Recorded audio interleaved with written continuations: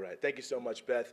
And I just want to thank everybody again for having the chance to come here to Chicago. All the talks and presentations have been excellent, and the hospitality and the work on part of the Chicago comrades of the PSL to put this together has been really great. And I really appreciate being able to add my voice to this conference, which I think has been really good, and where I've seen so many people stay through both days. So what I really want to talk about here, I'm not looking to be comprehensive, but I do want to say something about sort of the history of working class struggle in the United States, particularly as it concerns socialists or radicals in general, because I think, and we're already seeing this in the election season, and we certainly saw it in the midterm elections. The last set of midterm elections in 2010 is this sort of demonization, particularly of socialism or anarchism or anything radical as, anti-American, it's from Russia, it's from Cuba. I mean, it's anything but having any sort of roots in the United States. And really, nothing could be further from the truth in the history of U.S. capitalism. And in fact, there is a long, deep history that there's so much to say about, and I just want to touch on a little bit of it. I think sort of the history of capitalism in the United States, or at least the modern history of the capitalism of the United States, it might be helpful for us to divide the struggle into almost sort of two periods in the way we look at it. And the first, I think, would be sort of the rise of capitalism in the United States from, the end of the Civil War to around the turn of the century. And then I think after that, the age of imperialism, when the United States ceased to just become a capitalist country, but emerged on the world scene as an imperialist country, and quickly, at least by World War I, became the most dominant country, really, well, more or less the most dominant country in the world, and, which essentially continues to be today, lording its brutal imperial power over every part of the world. And if being determines consciousness, it's not really that surprising that working class struggle, that's a Marx quote there, if you're wondering where I got that from. It's not that surprising then that the rise of capitalism in the post-Civil War period also saw the rise of the working class, which really emerged for the first time. Prior to the Civil War, what you had in the United States was not just primarily an agricultural economy, but an economy where most of the things you needed, you usually made at home, whether it was clothes, food, candles, whatever it was sort of a handicraft economy. After after the Civil War, what you saw start to happen is, the rise of the factory system, the rise of the railroads, the unification of the country to one single capitalist market. Obviously, the country had been growing prior to the Civil War, but it was still more of a collection of regions in a way than a unified national market. And this is what starts to happen, and this is the role that the railroads played, among other things, to be able to bring these things together. And, it's sort of, saying this, it makes me think of being here in Chicago. Chicago as a city, its creation, its genesis is so deeply rooted in the reality of the rise of capitalism in the United States. And that's why in sort of this first period prior to 1900, you see so many of the major working class struggles actually emanating right here in Chicago, and, so many other things. I mean, one thing that's always in the news now and that you hear a lot is all the talk in the financial is derivatives. It's the CDOs and all these other things. It's the derivatives in the financial economy. Well, the derivative was actually invented in Chicago, right here. When people were bringing their goods to market, when you bring an agricultural good, the way you buy it is you base it on the price at the time that the thing is harvested. But the reality is that sometimes the price has changed, right, when you bring it to market. And so what happened is people started basing it on futures, which is saying this is the price now and we're buying it at this price. And it was the Chicago Board of Trade that was created in the 1880s that created the first real clearinghouse, if you will, where these various sort of futures transactions were regulated for the very first time. So a lot of the genesis of the financial system in this country, too, also took place here in Chicago, which obviously, if you live here, you can still see because quite a bit of commodities activity still goes on. So Chicago as a city has so much significance in this first set of working class struggles, in particular the 8-hour day struggle, which really in the sort of pre-1900 period was the principal struggle going on amongst working people of all types, because of the intensity of the working day was really unbelievable. I mean, in 1883, the average work week was 6 days a week, 12 to 15 hours a day. And usually when you would change shift, they change you from morning to night, they wouldn't just say, okay, show up tomorrow at a different time. They would expect you to work 24 hours. So from your old shift into your new shift, and then come back the next day and work the new shift again. And so the intensity of the work was, I mean, literally would drive people to kill themselves as And if you've read The Jungle, of course, also based here in Chicago, it wasn't just the intensity of the working day, but the danger of so many of these jobs that people were subjected to all of this. And so what you had started to emerge was a movement, really sort of originally maybe something of a spontaneous movement among working people for 12-hour days, 10-hour days, basically a 9-hour day, a mandated day. And what happened is the vast anarchist and socialist movement in this country, and right before the Haymarket strike, the International Working People's Association, which is an anarchist group in Chicago, it wasn't like a fringe group, they had 6,000 members. And it was these people who sort of caught the sails of the movement of working people to have, an 8-hour day, a limited day, and really sort of pushed it forward and began to organize into what were known as 8-hour leagues. And they also worked in different unions and different organizations to bring people together to fight for an 8-hour day. And as I think many of you know, May 1st of 1886 in Chicago, but around the country, I mean, we know about the Haymarket Square, but around the country this day was supposed to be the day that people were going to come out and we're going to fight for the 8-hour day. And we know that in Chicago, tens of thousands of people came out struggling for the 8-hour day, and that the Haymarket martyrs, who were the leaders of the 8-hour struggle, who were men and women, black and white, a very diverse group of people, and all radicals were framed up and killed by the state, or at least most of them were, the central leaders were. And this was sort of, they became, martyrs to the labor movement, and inevitably the 8-hour day struggle was actually really sort of drowned in blood as strikes and various demonstrations were brutally suppressed. Someone, I think it might have been Jeff, mentioned yesterday the 1877 Pullman strike, the workers' strike there, which was crushed by tens of thousands of Army troops who came in to crush this strike. And that's actually the genesis of the National Guard in this country, is to bring forward this military force based in the United States that would be able to deal with these domestic disturbances, because strikes and things like that, which were illegal, were considered to be unpatriotic, anti-American, and almost the same thing as if like another country came and bombed the United States. I mean, that's essentially how the labor movement was depicted by the capitalist class in America. And so that being said, it's not that no gains were made, and actually the working day was significantly reduced, but it would take some time for the 8-hour day to come in. But I think it's just important to note that the central struggle of that time was sort of organized and conceived, and really the backbone of it by radical individuals, anarchists and socialists who were around the country and all over, in the South and the North and the West, places now, like Idaho, which is like now it's the reddest of the red states, right? Everyone there is like a crazy Tea Party person, is what they would think if you ask someone in the East Coast, because I guess that's just how we are. But the reality of it is that Idaho, like many of these Western states that are now Tea Party strongholds, actually have some of the strongest histories of working class struggles during this time and moving forward.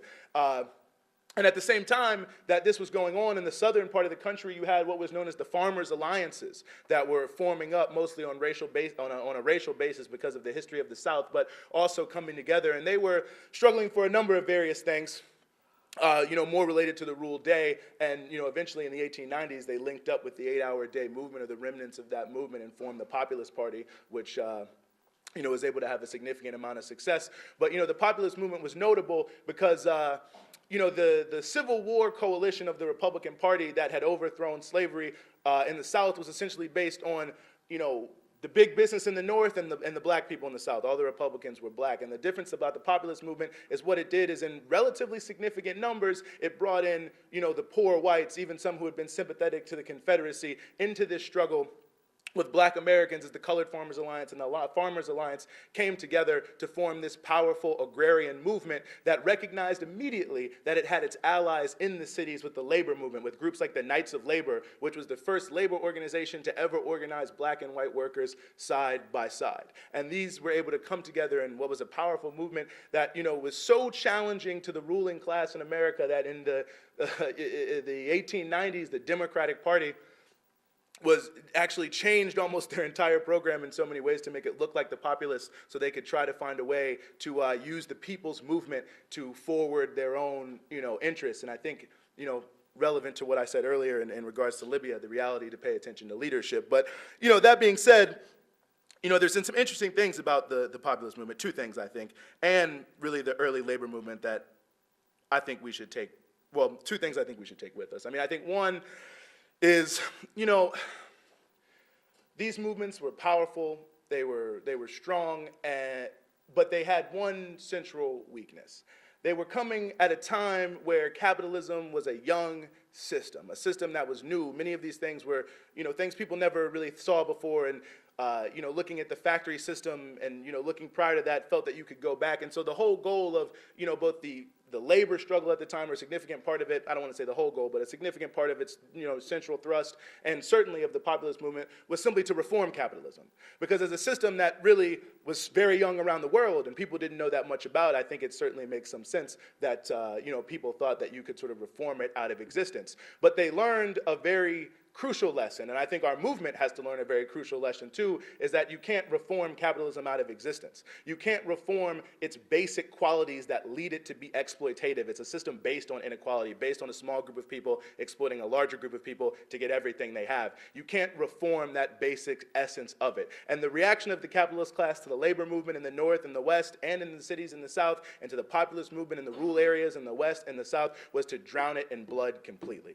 Now, there is a school of thought that says the only reason that the populist movement and the labor movement failed is because black and white workers were not able to unite. And there's some truth to that, because there were some problems. But the reality of it is they barely had a chance to unite. In 1892, in the gubernatorial election in Alabama, there was a slate that was coming in that put racial equality at the highest level on its platform amongst its economic interests, because it recognized that you had to bring together the black and white working people and rural people in order to actually win. And, through almost unbelievable, if you read about these things, the Wilmington massacre of 1898 and all these different things, there was ballot stuffing, there were, just bands of white supremacist racists, just let loose in black communities to beat people, to keep them from voting, to do everything possible to make sure that this populist coalition was defeated. And in fact, it was defeated. But then how can you then turn around and say, well, it's all the fault of these people who couldn't really get together? But the reality is that the capitalists didn't give them a chance. They used every single ounce of their force to crush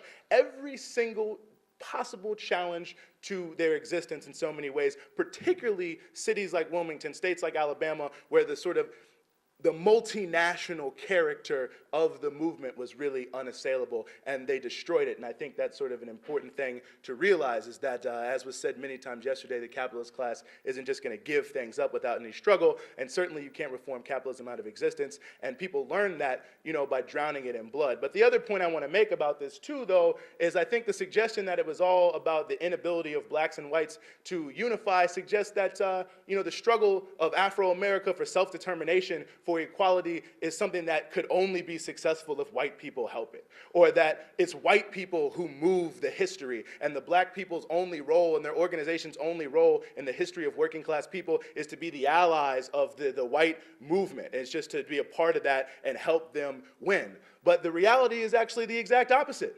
The two most relevant, most momentous changes in America, from a struggle perspective, the Civil War and the Civil Rights Movement, the entire pivot of social change in America was around the struggle of Afro-America for national liberation. Because the reality is that the one nation under God, liberty and justice for all, was a lie.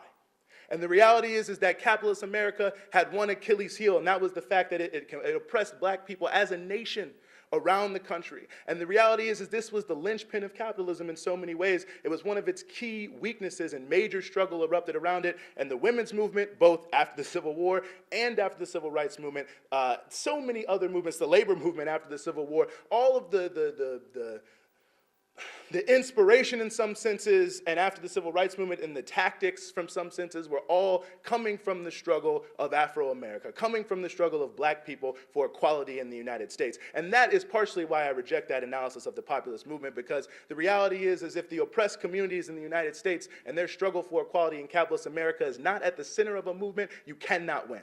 And I think that's what we've also learned out of that early area of struggles.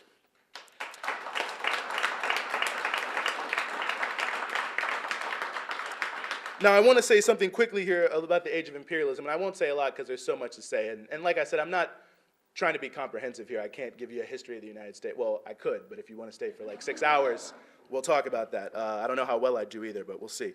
But, I think there's some things that are worth discussing. The IWW, the International Workers of the World, which I think also was mentioned in a couple talks yesterday, which is one of the early militant, radical labor unions. And, the labor struggle, some people talked about that, and I know Jeff referred to it, but one thing that I think people often miss about the IWW is the role they played in the struggle for free speech and for civil liberties.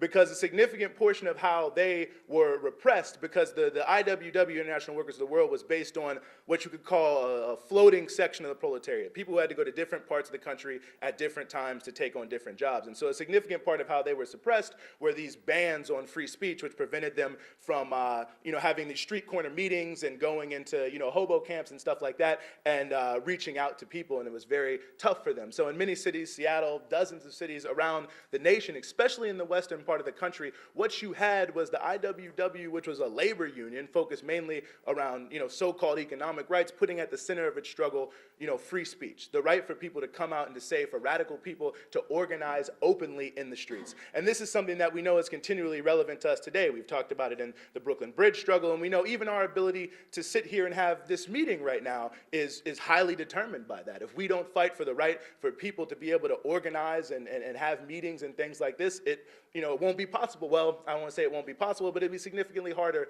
for us to build a revolutionary movement. But the thing about that is, so often those who claim the mantle of civil liberties are all liberals. They're all people who believe in the capitalist system. And to them, the fight for free speech or for civil liberties is all about maintaining the integrity and the greatness of American democracy. And this is the most patriotic thing you can do. And all this stuff, just trying to wrap the whole struggle around civil liberties in the mantle of U.S. capitalism as its true essence that this corrupt capitalism has gone away from. But I think what the IWW recognized quite clearly, and which I think is still true today, that you only have as much free speech as you fight for. You only have as many rights as you fight for. And so the only way to maintain a certain set of rights that have been really won through struggle, not just given to you as people seem to think, the only way to maintain that is to fight for them, because the capitalist class has no respect for that. I mean, if we look at all the reforms won in the 30s and the 1960s that are being, it's like affirmative action doesn't exist anymore. Everywhere I go, it's like a women's right to choose. I mean, look at Mississippi right now.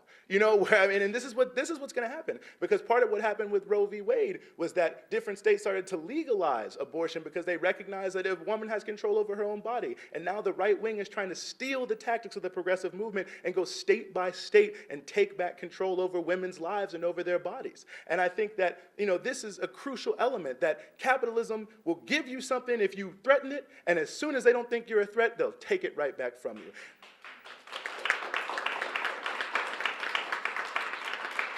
And so I think this, as we go forward and as we're dealing with these police brutality cases in the Occupy movement, it's important to realize that our movement, the socialist movement, the radical movement, I said yesterday, radical means concerning the roots. So when I say radical, I mean those who challenge capitalism directly. And I think we have to recognize that our movement has played a key role, a signal role, one of the very first roles in taking these so-called, great American democratic rights and not only proving them not to be rights per se, but also showing that socialists and radicals have an interest and played a role in these things. And I think it's important to do that when other people try to take that from us and say that, we're just totalitarian people and we don't want people to speak and we're against democracy and we don't want people to vote. That's just bullshit. You know what I'm saying? We're more democratic than any of these so-called, liberals or these other groups, the Democrats and so on and so forth. I mean, you have an election system where if you don't have $10 million, you can't run for Senate, and these are the so-called civil libertarians. I think another thing I want to mention is the strike wave of 1919. After World War I, as usually happens after wars, people come back, they're very upset, they just went through this war and they want certain things. And in America in 1919, you had workers coming back from World War I, and they wanted a decent life, they wanted a decent working hours, they wanted a decent wage, and there was a massive, massive wave of strikes, and most notably, of course, the steel strike, which was based right here in Chicago. The center of it was right here in Chicago, and the stockyards as well, that saw a significant uprising. And how did they crush that movement? How did they fight back against labor rising up? The Alien and Sedition Act.